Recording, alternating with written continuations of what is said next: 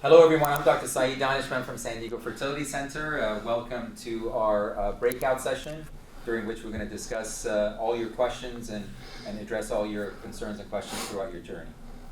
I'm Dr. Susanna Park from San Diego Fertility Center, and you've spent all day being talked to, so we really want to make this a question and answer session.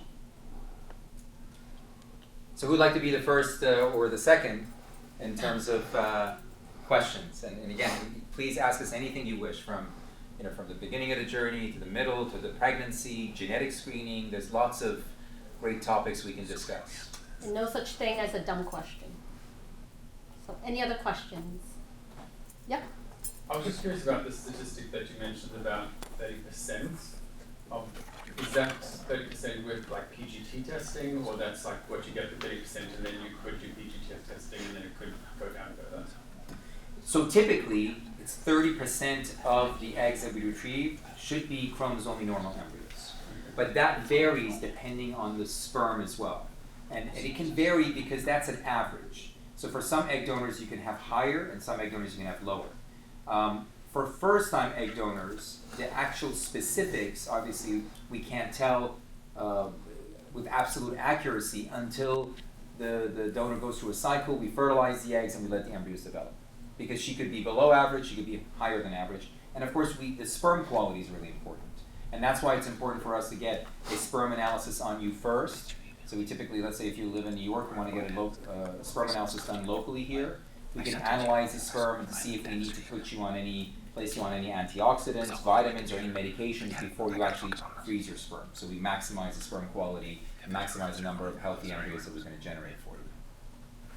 So let's say you get 20 eggs from your donor, from the retrieval. Fertilization rate, because we fertilize by ICSI, where you inject the sperm into the egg, is about 60 to 80%.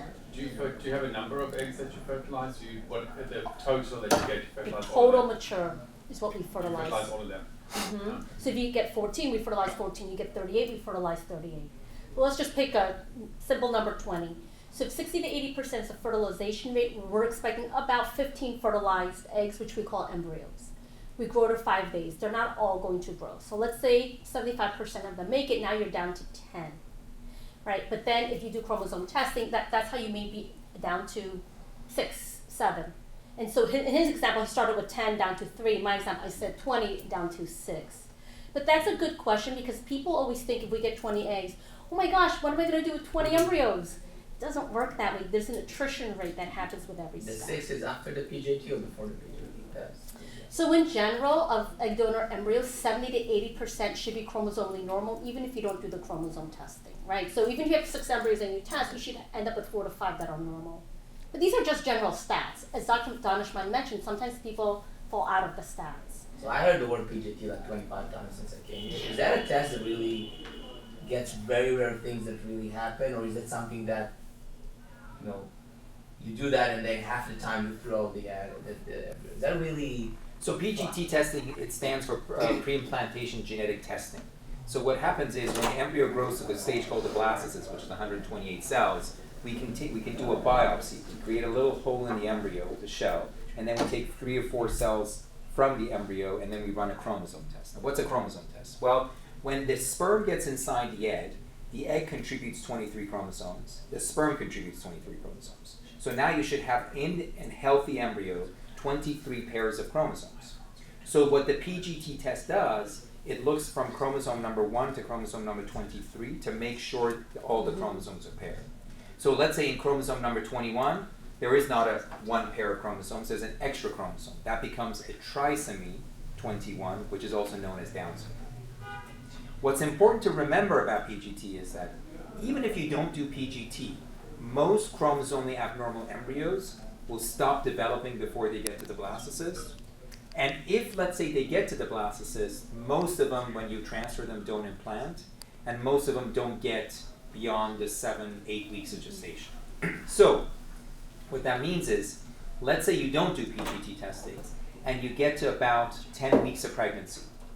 At 10 weeks of pregnancy, if you use an egg donor, because the rate of chromosomal abnormalities is dependent on the age of the egg donor. So if you have a donor in her 20s, the rate is about 1 in 500 for there to be a chromosomal abnormality with the fetus at 10 weeks. So some intended parents say, well, I don't want to do the PGT testing. I can do a blood test at 10 weeks on my surrogate. It's called a non-invasive prenatal test, NIP test. It's just a blood test.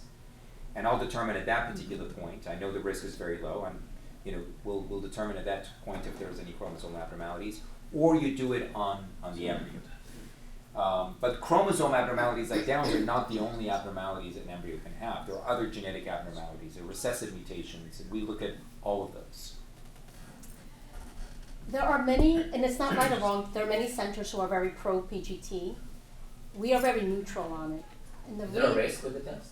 Less than 1% risk you could damage the embryo, less than 1%, so it's pretty small. But the reason why we're neutral on it is because when we look at our statistics, we don't see a difference in outcome or miscarriage rates in egg donor embryos with and without PGT. This is very different if the egg source is 40 years old, where the rate of aneuploidy, which is abnormal number of chromosomes, is markedly significant. PGT is not cheap, it's a couple thousands of dollars. Okay? And keep in mind that people quote this error rate of 5%. Sure, if your egg source is in her 40s, but the younger the egg source, the higher the error rate becomes of PGT. I've been doing this 16 years, and I've had my share of transferring a normal embryo, and then the NIPT test, the NIP test he was talking about, comes back with Down syndrome. So just be prepared when you do PGT. It is not a guarantee of accurate test results. But why do people do it? To select gender, which we totally favor. Yeah, you can select gender. So, but know why you're doing the PGT. It's not to give you a healthier baby, right? It's because you want to know certain information before the transfer. Does that make sense? Yes? Is PGT testing the same as like NIP testing? It's Is it the same? it's the same concept. It's looking at chromosomal normality. It's looking at pairing of chromosomes. Do I have 23 normal pairing of chromosomes, or is there one chromosome missing, which is called a monosomy, or is it an additional chromosome called a trisomy? One of the best studies that was just recently published was a study called the STAR Illumina trial. It involved 34 clinics across the United States, and what they did was they looked at embryos with PGT testing and embryos not tested, and they looked at transfer rates and live birth rates. And what they found is, as Dr. Park said, that in younger women, PGT didn't seem to have a significant benefit. Now, what's younger women? That these are women under the age of 35. In older women, older than 35, there was a benefit in terms of reducing miscarriage rates. Why? Because again, the risk of chromosomal abnormalities is higher as women get older, because the eggs get older. Women are born with all the eggs they're going to have throughout their lifetime. They don't make any new eggs. All of you men make new sperm every 2.5 months. With the exception of you two women over there. Yeah. That's true, Yeah. Yeah. I have a question, you talked a little bit about the guarantee. Mm-hmm. So the guarantee, this process is very long.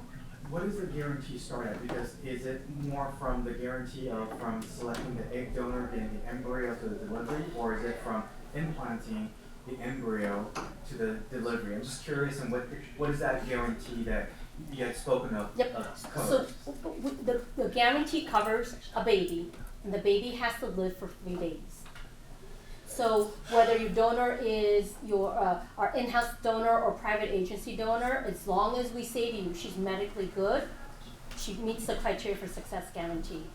Same with your surrogate. So it doesn't, as long as we tell you somebody's medically appropriate and meets the criteria for success guarantee, you're the guarantee program. And let's say your surrogate has a miscarriage, we don't say to you, she got pregnant, it's a success. No, it's not a baby.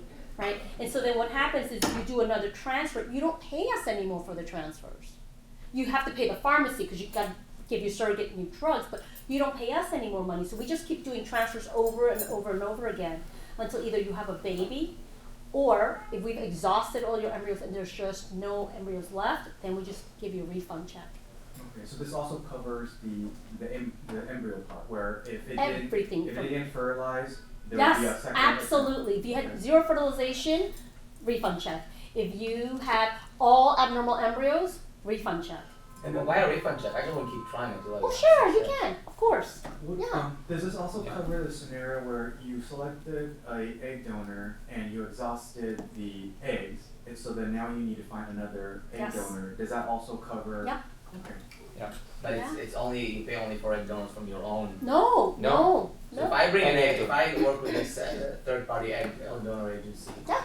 and you do all the process and if whatever reason fails, so you'll pay for another retrieval to another. Yes. The reason for that is because it's still our responsibility because we verified your egg donor. Correct. You came to us and I said, yeah, she's verified and she's medically cleared, so that's now my responsibility. Yeah. Otherwise, my responsibility is to let you know, no, this is not a good egg donor. She doesn't have good quality eggs. But if you pick your 40-year-old female friend, right, and I her don't have numbers any look, female friends. well, and her numbers look, then we're gonna be honest with you. We're gonna say, just so you know, the odds aren't I so get it. great, you know. So no, you can't do success guarantee. But yes, we'll still help you, but Right. not with the success guarantee. Can you talk why? That's a good question too. Something. Sure. You have the highest rating on the sheet that I have. The clinic rating? Yeah. Why is that? I think it has to do with multiple things. Number one, it's availability to intended parents and warmth and a feeling of responsibility that we feel like, you know, we're invested in your journey and we start with you from day one all the way through. I mean, we have an amazing team in place. You know, Dr. Park's assistants, you know, Richard Westaby, Ruthie. I mean, they're an amazing team. And we have put a team in place that is always available to you. I think intended parents feel like they have support all the time. That's part of it. The success rates are part of it. The reputation. And we give our cell phones to you guys. So you need to reach us, you need us, you text us.